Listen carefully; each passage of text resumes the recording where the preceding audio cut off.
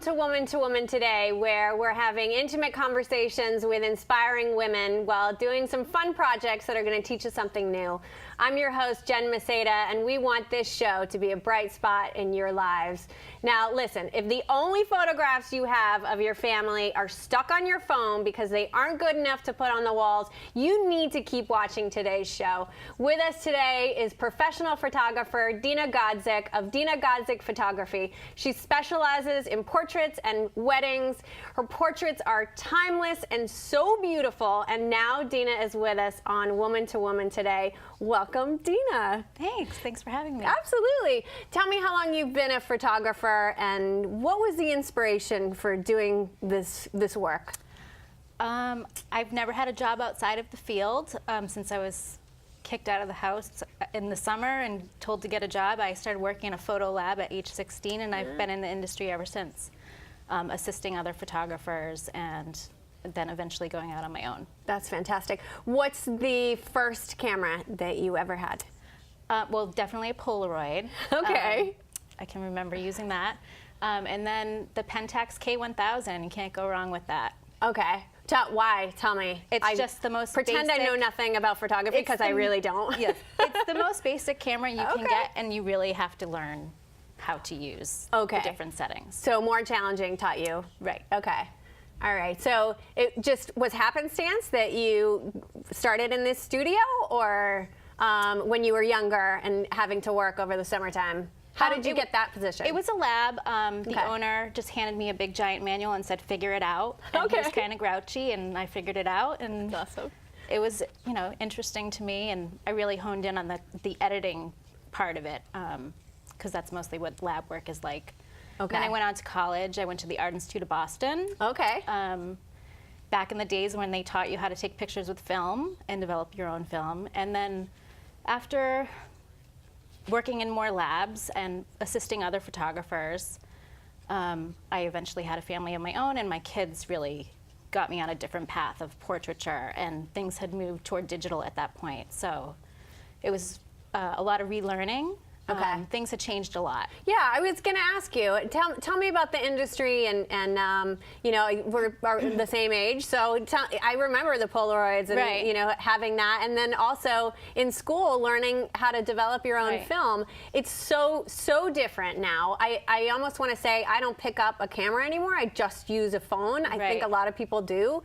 Tell me about the industry and what kind of challenge that's been for your business too.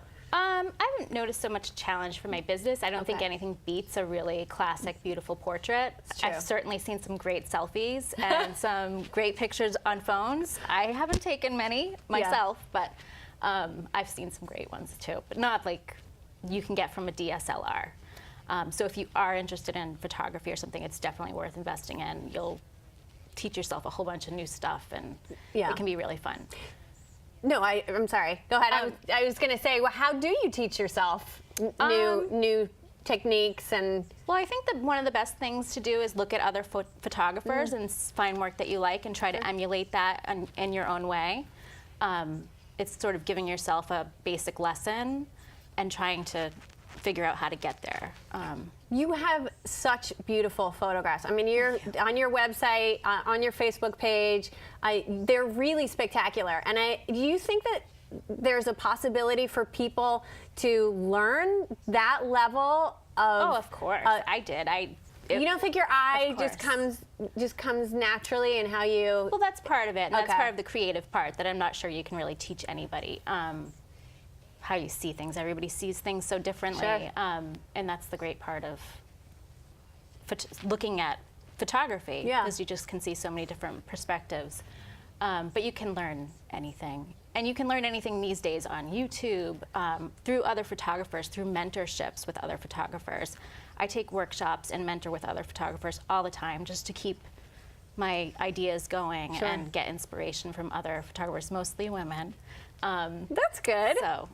Do you find that there are a lot of women in the field? I mean, we have an eye for more of that pretty stuff that I think I tend to go for, and a lot of women really like. Who are your clients? Mostly families, women.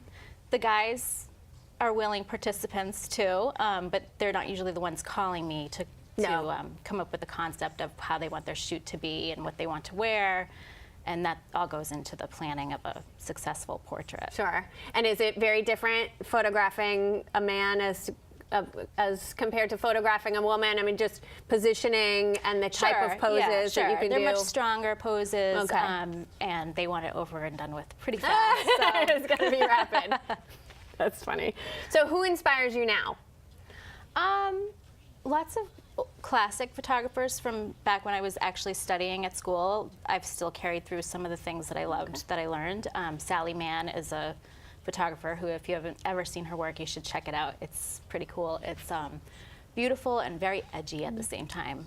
Edward Weston, black and white photographer, his portraits that he's done of women are really beautiful. Who else? Some modern day photographers, if you want to see some great modern day photographers for women. Sue Bryce, she's very inspiring.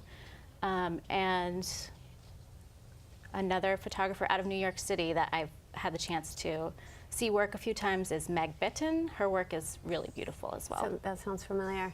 It's good. I've got some homework to do because I'm always, that's how I learn. Right. Yeah, I don't know if I have a great eye or really know how to use a Nikon camera. I'm hoping that today you're going to teach us how to do that, because that would be great.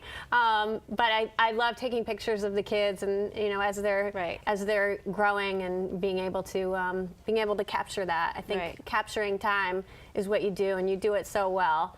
Thank you. So you have a business. So this is your business. You have a studio that people can go to. I have a studio in Whitensville. Okay. I shoot a lot of on location. I do a lot of weddings, so they're always elsewhere. Sure.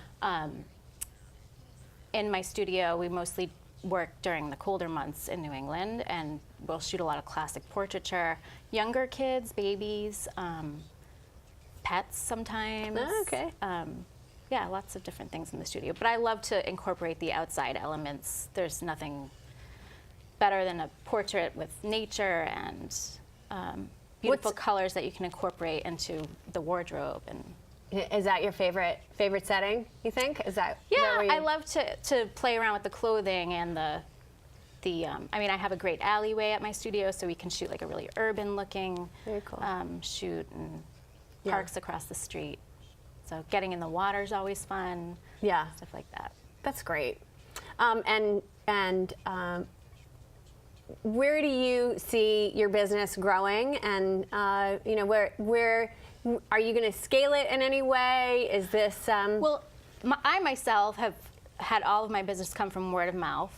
That's fantastic. I do very little marketing, which people say is insane. So that's where I've got to start doing a little bit more of that. That's and hopefully that'll get me going a little further. I'd love to incorporate some other employees and help with the editing side of it. And, what's it like owning your own business? It's a lot of work. Yeah. It's fun too. It's fun to be there for my kids and not have to have certain hours that I have to keep. I can pretty much work around our family's schedule, which is great. Yeah, so flexible. Is this? Are there a lot of female? You mentioned that some of your colleagues are female photographers. Is it mostly female photographers that you? I see a lot of men as well, but I usually. This is bad. No. I find that I gravitate more toward their style. I think we just see things a little differently. Okay. And what's a typical day for you? Getting up with my kids, sending them off to school, going and starting some editing, returning emails, lots of emails, and some phone calls, and sometimes I'll shoot at the studio. I usually shoot early morning or late in the afternoon at my studio. So around your family schedule, pretty much? Right, and around the light. So light is the biggest part of my photography, and that is the best time to shoot around here is the hour before sunset or the hour just after. Okay. Oh, that's a good tip. Hour just after sunrise. Sunrise, yeah. What's something that you really wish someone had told you early on that that maybe could have helped you in your life or in your work? I think that things don't have to be perfect to keep trying to move forward. That even if it's not 100% perfect, just keep pushing through and all those little mistakes you make along the way are going to get you to where you want to be. Great advice. Absolutely. Stick around, please, because we're going to take a short break. And when we come back, Dina will show us how to set up shots for our family, everything from clothing, coordination, to the right lighting. So keep watching.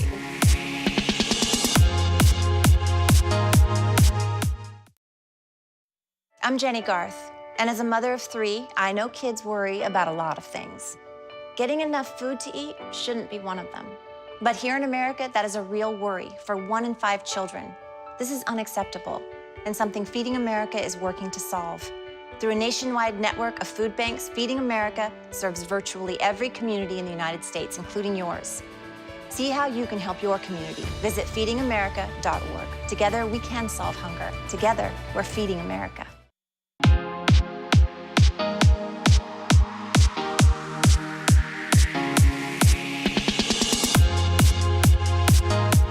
Welcome back to Woman2Woman Today, where we inspire women to reach their goals and learn something new at each show. I'm your host, Jen Maseda, and we're here with Dina Godzik of Dina Godzik Photography, who's joined us to give us some tips on positioning and coordinating our family for the best shots we'll want to frame and display. So thanks so much for being here, Dina. And you have brought some amazing equipment, so you want to walk us through that? Sure. This is just stuff that if you are interested in starting out, practicing taking pictures of your own family, things you might be interested in investing in. Okay. So pretty much any DSLR by Canon or Nikon, they run the gamut from $350 up to $5,000. And if you're first starting out, do you need a $5,000 camera in order to get a really good shot? Into that. Okay. Definitely want to grow into that. Okay. I recommend a fixed lens. Okay. My own photography, love to shoot wide open. I love those apertures that really sort of separate my subject from the background. And by using a fixed lens that has an aperture opening of 1.8 or so, you really are able to blur that background and emphasize. And just focus right on the individual. And that gives you that really pretty bokeh that people love in the background. Yeah. I've seen your pictures. They are spectacular. Now, do you need to get this in addition to the camera? Usually they come separate, and this is an inexpensive lens. I mean, there's different apertures. You want to start with at least a 1.8, but you can get 1.4 as well. And this, I can't remember exactly what it costs, but it's not too bad. Okay. All right. And it will work with any other Nikon DSLR. Okay. And it's worth investing in. Definitely. It's a great learning lens. Okay. Great. Okay. Especially for kids, if you want to do kid shots. If you already know how to use your DSLR and you're looking for some other things that you can add to your mix, you want to invest in like a reflector. Yeah. This is great for natural light photography. You can use it outdoors and bounce some of that light that might be mostly behind your subject back onto your subject. Okay. It folds out. Okay. You're going to do that? Woohoo! And That's awesome. You can get it in a couple different colors. And is this filter different? You'll see. Okay. How it can change the light onto your face. All right. And that side as well, or yes, no? It's I mostly a diffuser? use white, actually. Okay. Yes, and it puts a nice little sparkle in the eye. And how do you use it? Do you hold it while you're taking the shot, just or like, think of bouncing the light back to where you need it? So if the light is behind you, you would position and I put it here, I can really bounce that light back up onto your face. Okay. Fills in all the little shadows and Interesting. things that we don't like to be on pictures. Right. And it will allow you to use that beautiful light behind you too, and still have enough light on the subject. That makes sense. Do you edit your pictures as well? So let's say a family comes in and asks you, and how much does it cost to do portraits of families? And a family session typically starts around $500, and that includes some edited files. So you can use them to make prints or use them for social media, whatever you'd like. Your holiday card, canvases. Those are a great way to decorate. That is, and that's relatively new. The last maybe 10 years, and it kind of wraps around the canvas. Yeah, they're modern and they're less expensive, I think, than having to buy an ornate frame. The quality's come a long way in the past couple of years. That's great. What else do you have? If you are interested in photographing indoors, I recommend a flash that you can attach. Don't use the one that comes on the DSLR. That you'll You'll regret that. Okay. So if you to get know. yourself a flash, Yeah. as long as you get any kind of flash that can sort of, the head can pivot up and down, what you want to do is shoot with this on your camera, and rather than having it like this, which most people would do, you're going to use it like this. Okay. And this gives What you does a that do? much softer, none of that harsh flash straight on your face. Yeah.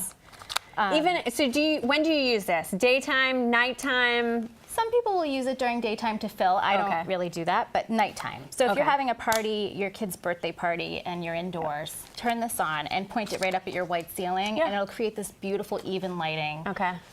You can even, experiment with your camera if you're not used to manual settings. Sure. Use it on the programmable modes, and then see what you like comes about out. it and what you don't. And it's all just kind of teaching yourself a system that works for you. Okay. And how do you download your pictures, and what is the program that you put it in? And well, I edit in Photoshop. Okay. There's all different variations of Photoshop. So if you're just starting out, you might want to start with like a program like Photoshop Elements, which is it's a smaller version of Photoshop, which has a million aspects to it. Half I've never even touched.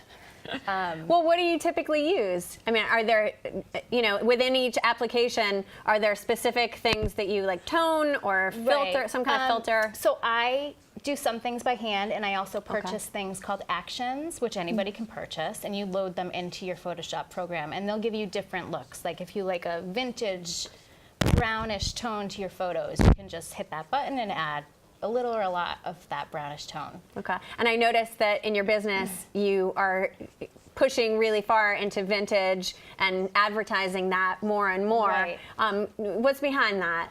Well, I would have clients call me and say, I really love the way your photos look so vintage, and I was unaware that that's what I was really doing. So then I really started honing in on that, and why do we like the vintage look so much? Because the portraits from the 20s and the 30s and 40s were so beautiful. That's true. And they were Timeless. so classic and timeless. So to really have that of your child now is such a great thing to have. That's a gift. So we really kind of hone in on having a little bit more moody lighting and some clothing that's really more Victorian classic or looking. Some beautiful collars maybe, or a headpiece or something, and just very classic and beautiful portrait. Okay. Tell us about what people typically want. Where do families typically like to be shot on, what settings? Well, we shoot in a lot of like outdoor fields. I love overgrown grass.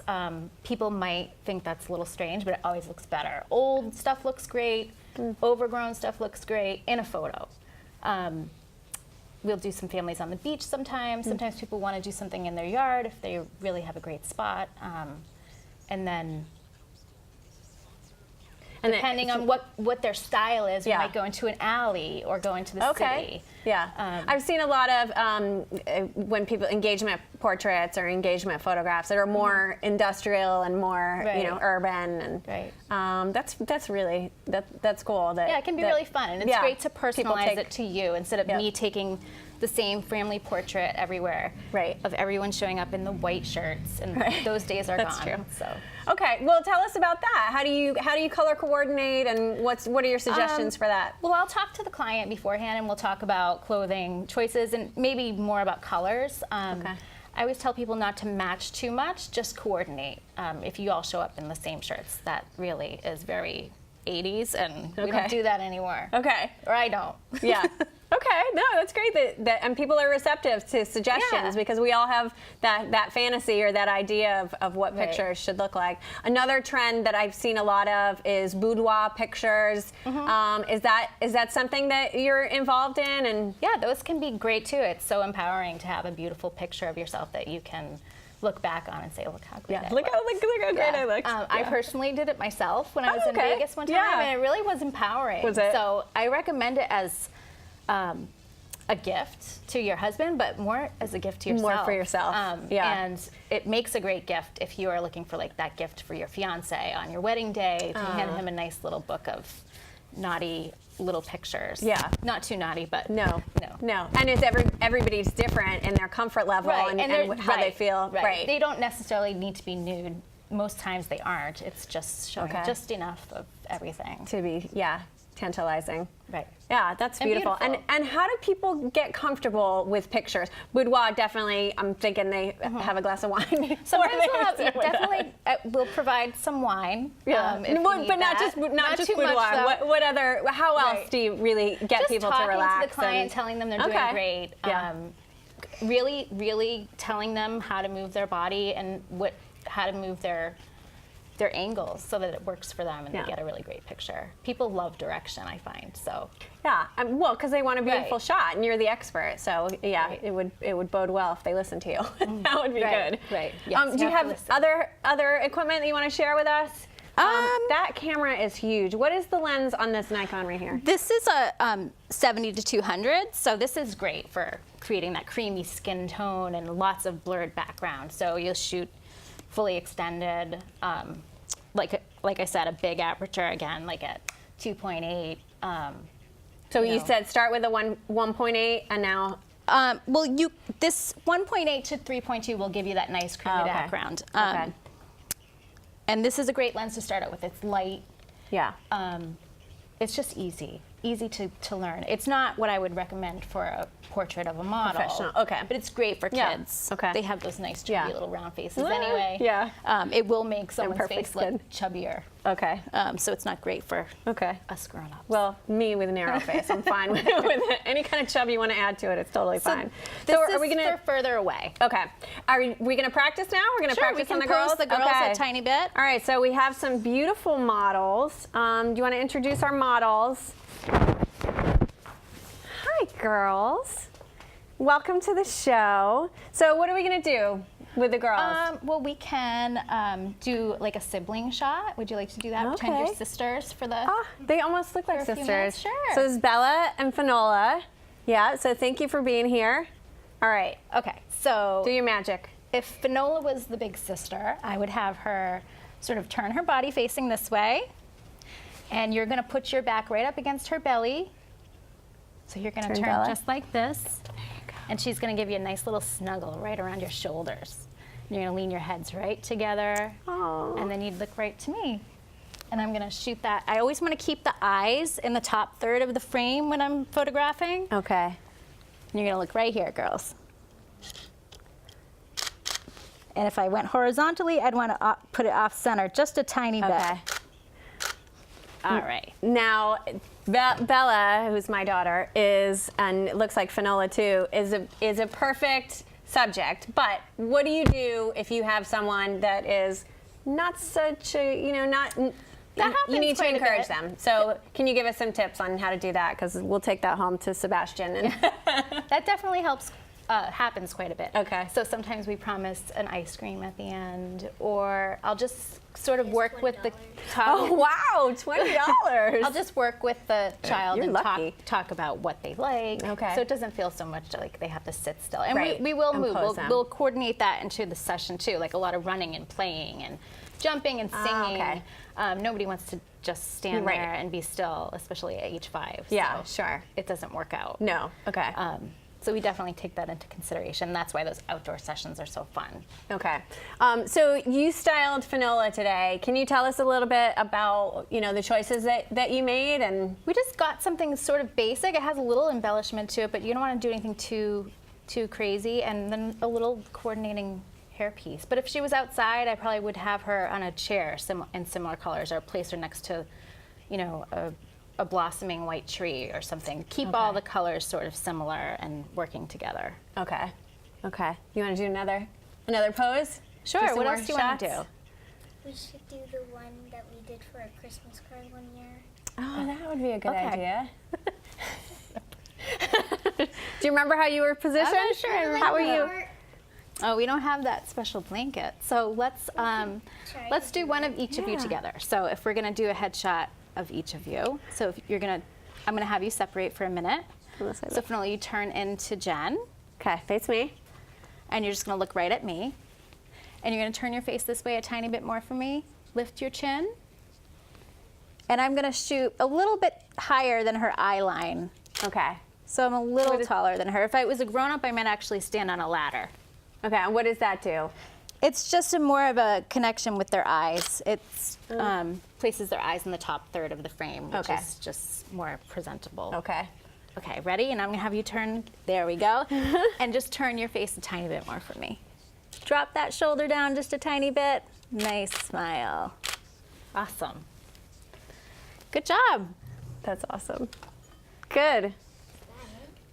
For right here, this is a little basic. If we were outside, we could really play around with more composition and space. We need more space. Yeah, and I feel like there are a lot more lifestyle shots now. Can you tell us a little bit about the difference? Fun, especially if you're welcoming a new baby into the house or something and you don't really feel like getting everybody out to the studio. Lifestyle sessions can be really great, incorporating your own decor from your house, and everyone's just more at ease. Can be really beautiful as well. Yeah, so less posed and. Oh yeah, just sort of. I mean, definitely a little bit of direction, but we can plan like a little cooking session or a play session in your child's bedroom, or jumping on the bed. We've done lots of jumping on the bed. That's fun. That's a great idea. That would be a really cute shot. So what about taking pictures with a camera? Or I mean with your phone, with a camera. You did tell us that. Where do they go? So Yeah. where do you, I have never printed a picture from my phone, but I probably should. I don't know. I just don't rely on it to get a really great shot of anything or anything that I would ever use off of the computer. I never print them. Is it more challenging? I don't either. They stay on my phone, and then I have no battery. You know, I have no space left, and so they're downloaded, and then they kind of sit in like a Snapfish or you know, some and so application when like that. You, yeah, we don't. My parents' That's house why you're here. has boxes of photos. Yeah. And that's not a really great system either, but at least I can go and look at them. The computers I have these photos on are never going to be accessible in 20 years. Right. So I worry about a lot of things being lost. Yeah, no, I agree. In general, because the the whole massive, generation. I feel like we have more photographs, but they're just not accessible. And so how do you print? So you take the shot. What happens next? I download them to my computer. I edit the ones that I want. I also keep all of my bad ones because I feel like those are going to be the best in 20 years. When my girls have boyfriends coming over and stuff. And I make books. Some I make prints, and I have huge canvases hanging all over my house that I change out pretty frequently. And where do you get your canvases from? Is there a company that? I order from a pro company. Oh, okay. Yeah, they make great canvases. Okay, and people can call and you can help people to get those canvases. And okay, how do people get in touch with you? From the website, your Facebook page? Sure. Okay. DinaGodzikPhotography.com. There you go. Or through Facebook's great. I'm always getting inquiries through Facebook. Okay. All right, good. Well, we really appreciate you being here today and sharing all those tips. And thank you, Finola. Thank you, Bella. We really appreciate you being our beautiful models for today. So thank you very much. And we just want to say thanks for watching, everybody.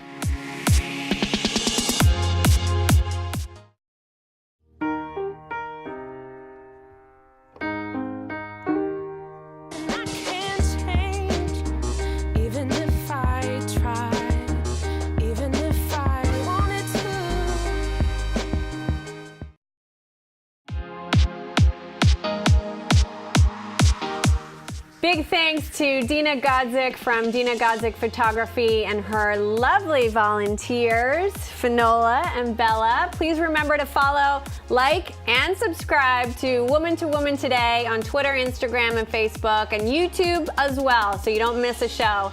Thanks to the entire team at Access Framingham. Thanks also to Ryan McCabe, our art director, and Jess Friswell, our assistant producer. I'm Jen Maseda, your host of Woman2Woman Today. Thanks for watching, everyone. See you next time, where we hope to inspire you.